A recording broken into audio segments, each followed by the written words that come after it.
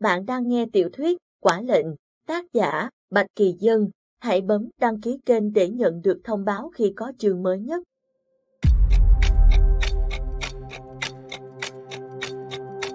Chương 1. Thiên thần từ đâu tới? Năm Liên minh thứ 29, thành phố Hà Phong, thủ phủ Liên minh Đông Bắc. Giáo sư Diệp vừa ra khỏi trường quay của đài truyền hình ZOZ bằng đường riêng xuống hầm để xe.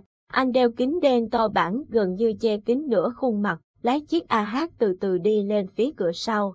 Tuy nhiên, dù đã rất cẩn thận nhưng vẫn bị cánh báo chí mật phục tại ngay hành lang phía sau. Một tay máy vừa nhìn thấy chiếc AH màu đen đi lên từ phía hầm liền cầm máy lao tới. Cùng lúc đó, cánh phóng viên từ đâu túa ra, ánh chớp từ máy ảnh LLF5 nhoáng nhoáng khiến cho tâm trạng của giáo sư Diệp không được tốt. Anh lái xe lao vọt đi trước khi những tay máy kịp vây lấy đầu xe. Thoát khỏi cánh phóng viên, giáo sư Diệp rẽ sang đường cao tốc số 13, đi ra phía đông ngoại thành Hà Phong. Anh với tay bật vi radio trong xe, một giọng nói trong trẻo mà hùng hồn của cô phát thanh viên cất lên.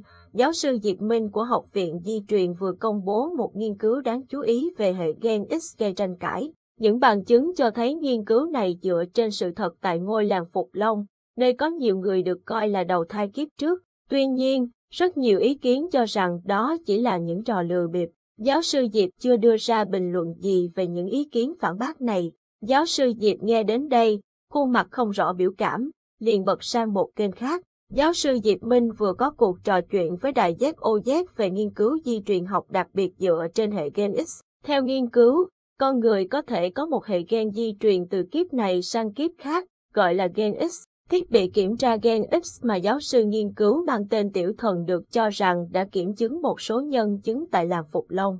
Tuy nhiên, nhiều người tin rằng đó chỉ là một xét nghiệm mang tính chất trào phúng. Giáo sư Diệp tắt vi radio, trong xe chỉ còn âm thanh nhẹ êm của điều hòa đang ở chế độ ấm. Qua khúc ẹ giao lộ ở đường số 13, anh đưa một tay lên cổ, cởi một khuy áo sơ mi mặc bên trong, cảm giác có vẻ dễ chịu, bắt đầu tăng tốc. Đường số 13 vào trưa mùa đông khá vắng, xe cộ ở cả hai chiều đều có thể chạy tốc độ cao. Diệp Minh thong thả nhấn chân ga, thả hồn tận đâu đâu. Bỗng nhiên, từ trên cao, một vật rơi thẳng xuống nắp capo nghe uỳnh một tiếng. Dường như anh đang lái xe qua một gầm cầu vượt, vật này rơi từ trên cầu vượt xuống. Diệp Minh chỉ khẽ giật mình loạng choạng tay lái một chút rồi giữ thăng bằng ngay sau đó.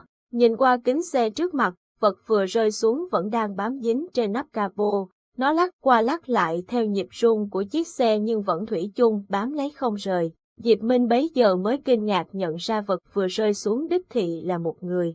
Điên thật! Diệp Minh vừa lẩm bẩm vừa bấm xi nhan định tạt vào làn đường dành cho xe dừng khẩn cấp thì phía ngoài kia, sinh vật có đầy đủ mắt mũi chân tai bỗng ngẩng cổ lên, giơ một tay ra hiệu cứ chạy tiếp. Lúc này vị giáo sư mới nhìn rõ khuôn mặt của người nọ.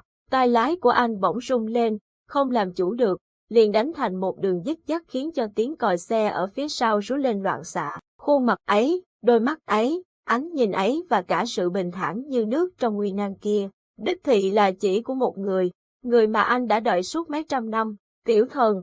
Người kia còn rất trẻ, có lẽ là trẻ bằng thời điểm Tiểu Thần đến Ngọc Băng Thành lần đầu tiên mấy trăm năm về trước. Hắn nhìn thấy người ngồi sau vô lăng, miệng khẽ nhếch lên, thần hồn điên đảo. Diệp Minh không kịp nghĩ ngợi gì, liền một tay lái xe, tay kia ra hiệu cho hắn cúi đầu xuống.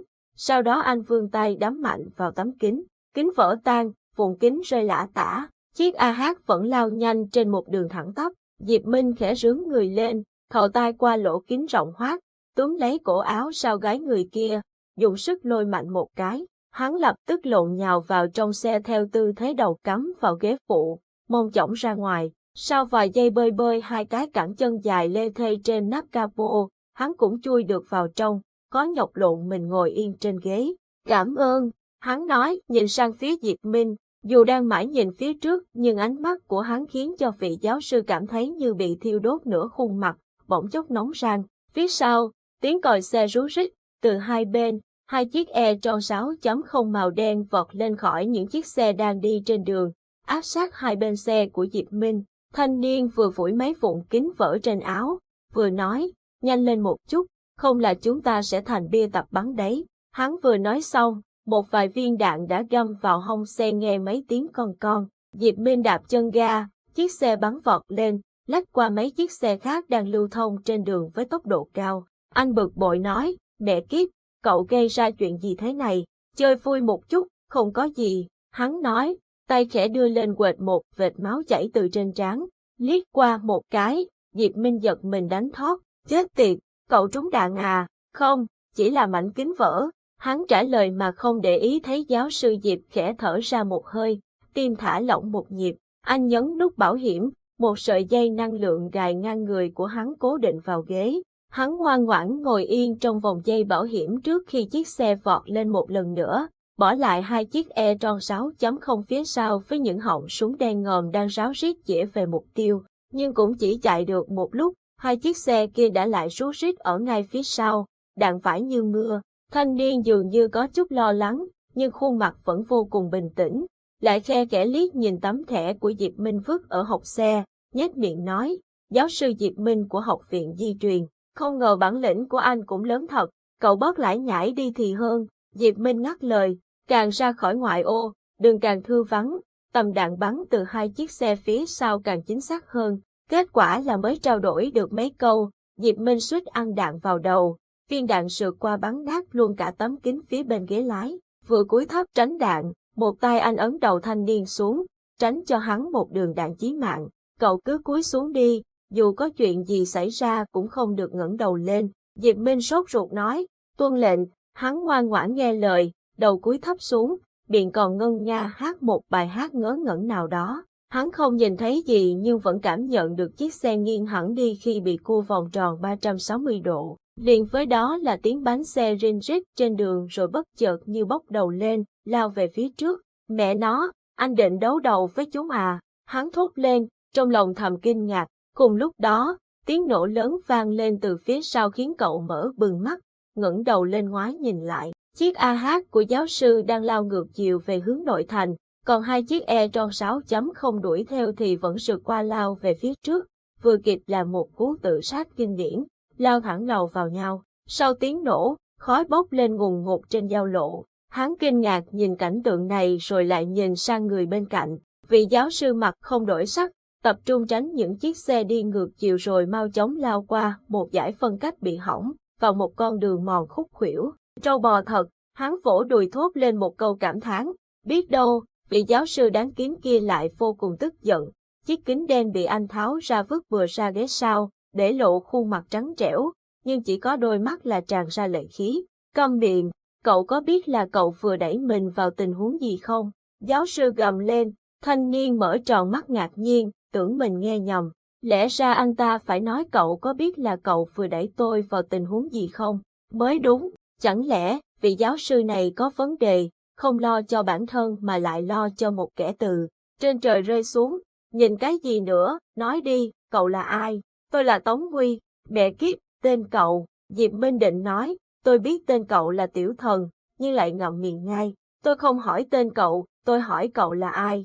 Tại sao lại bị truy sát? Chiếc xe đi đến một cánh đồng rộng, tốc độ cũng chậm dần lại, bốn bề vắng vẻ, nghe chừng đã đi vào vùng an toàn. Tống Huy lắc lắc đầu nói, không quan trọng, dù sao hôm nay cũng làm phiền giáo sư rồi. Diệp Minh dừng hẳn xe, thấy trái tim mình đến bây giờ vẫn chưa lấy lại nổi một nhịp bình thường. Anh liền mở cửa xe bước xuống, chân không kiềm chế được liền hùng hổ bước vài vòng quanh xe, hai tay chống hông, dáng vẻ rất điên tiết. Tống Huy không biết nghĩ gì mà cũng mở cửa xe bước ra ngoài, đứng dựa vào capo giờ đã méo mó không còn ra hình dạng gì, nở nụ cười nhàn nhạt nói, giáo sư, bao nhiêu tổn hại hôm nay tôi sẽ gửi chết tới anh ngay, nhưng trước mắt, hãy đến chỗ tôi trước đã, chúng ta cần xử lý hình ảnh của anh trên camera giao thông, vì tôi sợ rằng, những người kia sẽ tìm anh. Diệp Minh nhìn hắn, bất giác run rẩy trong lòng. Hắn mặc một chiếc áo sơ mi khá lòe loẹt bên trong áo khoác ngoài màu tím than. Áo sơ mi buông ngoài quần âu, thoải mái thò ra khỏi vạt áo khoác, tạo nên một dáng vẻ vừa chải chuốt lại vừa tùy ý, hoang dã. Mái tóc hắn hơi dài, chạm xuống cổ áo, bay lọn lẫn vào trong cổ, trông rất tự nhiên mà quyến rũ. Khuôn mặt thì không cần tính đến nữa, tất cả đều là khuôn mặt đẹp dữ dội của vị đế quân trong lòng anh từ 800 năm trước, Lãnh Vu Thần. Ngay cả ánh mắt màu nâu nhạt và sâu thăm thẳm không thấy đáy kia cũng là của Lãnh Vô Thần. Diệp Minh bỗng thấy tim mình như bị vạn kiếm xuyên tâm, nhất thời âm thầm nhỏ máu.